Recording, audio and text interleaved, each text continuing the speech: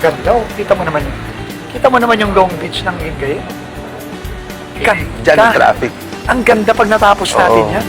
Ito ang naging reaksyon ni DPWH Secretary Vince Dizon sa pagbisita nito sa isinasagawang capital redevelopment sa bayan ng Lingayen noong February 27. Ang mga ito, isa sa mga programang tinututukan ng Administrasyong Gico. Bukod sa pagpapaganda ng lugar na layong makahatak ng lokal na turismo, hangad din ng administrasyon na mapabuti pa ang serbisyo sa publiko. Kabilang kasi sa capital redevelopment ang pagtatayo ng 11-story government center.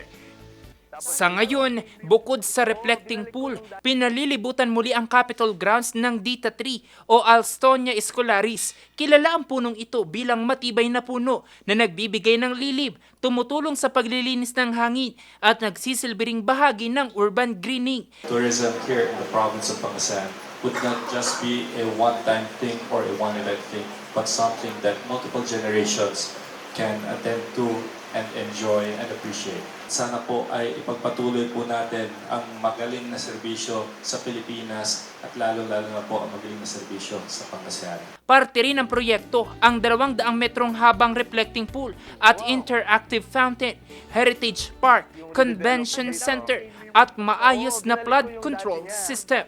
Sa tulong ng mga proyekto, patuloy raw na pinagtitibay ng pamahalang panlalawigan ng Pangasinan ang pangarap na gawing mas luntian, mas maaliwalas at mas magaling ang Capitol Complex para sa lahat ng Pangasinense.